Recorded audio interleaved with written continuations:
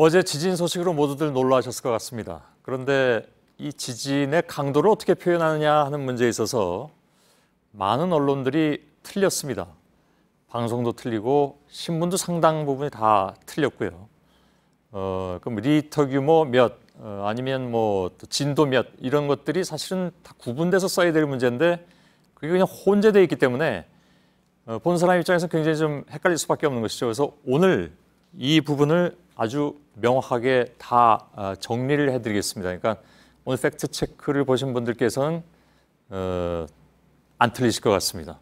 또 언론이 틀리면 바로 잡아주실 수 있을 것 같습니다. 김필기 기자, 예, 이번 지진 관련해서도 논란이 되는 기사들이 아무튼 많았습니다. 이런 문제로. 그렇습니다. 예. 근데 어제 저녁 이제 정부에서 공식적으로 발표한 내용은 이랬습니다. 울산 동구 동쪽 52km 해역에서 규모 5.0의 지진이 발생했다. 이런 내용이었는데요. 예. 그러자 방송에서는 이런 보도도 나왔고요. 울산 앞바다에서 발생한 진도 5.0 규모의 지진이 부산에서도 감지됐습니다. 예, 틀린 표현이죠. 예, 그렇습니다. 예. 그리고 또 정부에서 발표한 것도 틀리잖아요. 앞서 발표한 내용은 정부에서 발표한 내용은 맞는 내용이었습니다. 예. 나중에 보면 틀리는 것도 나온다면서요. 예, 그렇습니다. 예.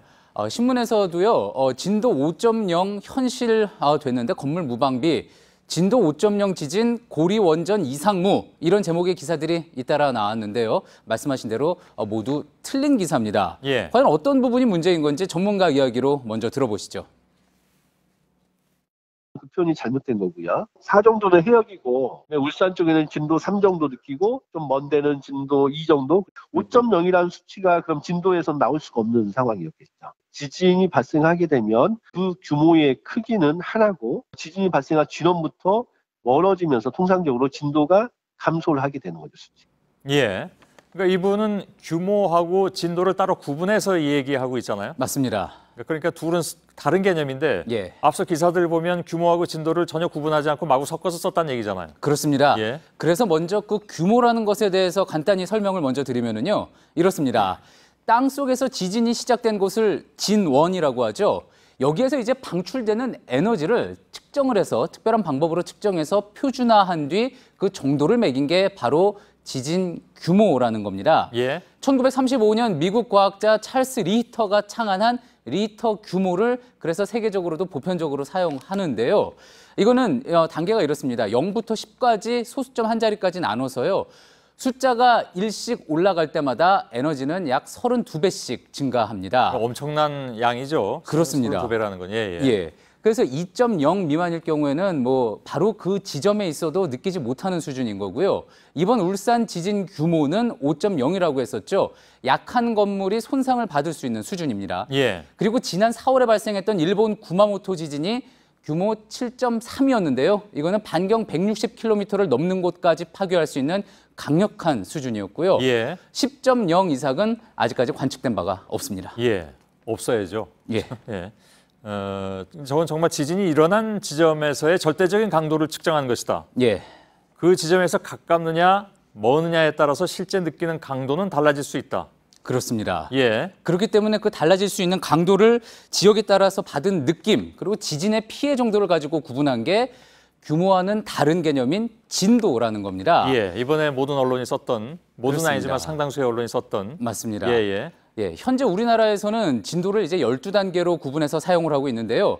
진도 2는 매달려 있는 물체가 약간 흔들리는 정도고 진도 4는 서 있는 자동차가 움직이는 게 보일 정도입니다. 예. 그리고 진도 6은 사람들이 놀라서 밖으로 뛰어나갈 정도고요. 상당히 이렇게 실사례를 들어서 비교를 한 거죠. 예. 기준을 매긴 건데 진도 10은 지표면이 갈라지는 게 보일 정도입니다. 진도 10은 뭐 있습니다. 그렇습니다. 실제로 많이 일어났고. 예, 그렇습니다. 근데 리터 규모 10은 여태까지 일어난 바가 없다면서요. 그렇습니다. 그만큼 다르다는 얘기죠. 그렇습니다. 서로 측정하는 것이. 예.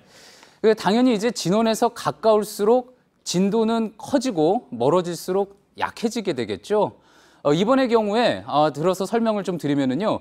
진원인 울산 동구 앞바다 거기서 측정한 지진 규모가 리터 기준으로 5.0이었습니다. 예. 그럼 이 숫자는 바뀌지 않는 거고요. 이 오른쪽에 있는 숫자와는 완전히 다른 숫자입니다. 예. 그래서 지역에 따라서 느낀 정도를 보면은 가장 가까운 울산과 부산이 화분이 넘어져서 깨지는 수준의 진도 4, 그리고 좀 멀리 떨어져 있는 대구, 경주에서는 진도 3, 그리고 광주에서는 누워있는 사람이 느낄 수 있는 정도의 진도 2가 측정이 됐던 겁니다. 예. 그러니까 이걸 통칭해서 이번에 나온 거 보면 진도 5라고 했는데 예, 사실 이번에 진도 5까지 느낀 곳은 없다는 얘기잖아요. 그렇습니다. 예, 예. 예.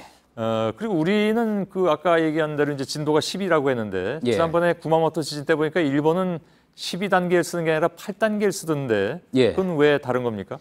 진도라는 거는요, 말씀드렸듯이 이제 상대적으로 만든 개념이어서 나라마다 또 조금씩 기준이 다릅니다. 우리는 이제 미국 등 상당수 나라에서 쓰고 있는 MM 진도 계급이라는 걸 쓰고 있는데요. 일본은 JMA 진도 계급이라고 해서 말씀하신 대로 이제 8단계짜리를 씁니다. 예. 일본의 경우는 지진이 워낙에 많이 나고 또 서양과 건축 양식도 달라서 자신들만의 기준을 사용하고 있는 건데요. 그러니 일본 기준으로 진도가 얼마다 이렇게 기사에 나오면은요. 그 숫자 자체는 우리 진도하고는 느낌이 다를 수가 있는 겁니다. 예, 예. 사실 그동안에 이제 지진 기사 나올 때마다 매번 나온 잘못이고 그래서 많이 이제 지적도 됐는데 예. 이런 실수는 계속 좀 반복이 되는 경향도 있네요. 예. 그리고 또 제가 지금 하나 또 보여드릴 게 있는데요. 예. 네팔 강진 때 우리 외교부에서 냈던 자료입니다. 네팔에서 발생한 진도 7.8 규모의 강진 여파를 감안해서 여행 경보를 상향 조정한다 이런 내용이었는데 예. 보시는 것처럼 진도도 있고 규모도 있고 다 섞여 있습니다. 같이 쓰면 안 되는 거잖아요. 그렇습니다. 예. 이게 비단 언론뿐만 아니라 정부기관에서도 헷갈리는 모습 또 여전히 이번에도 쉽게 발견할 수 있었는데요. 작은 차이도 큰 피해를 만들 수 있는 게 지진입니다. 그만큼 좀 더 신경 써서 정확한 정보를 제공하려는 노력이 필요하겠습니다. 예. 아마 이 공문은 리터 규모 7.8로 얘기를 했어야 되는 거겠죠. 그렇습니다.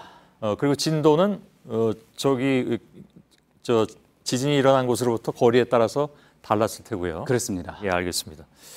저도 사실 조금 헷갈린 측면이 없잖아 있었는데 그 두 개가 다르다는 것만 대충 알고 있었거든요. 공부 잘했습니다. 예, 김필기 기자였습니다. 수고했습니다.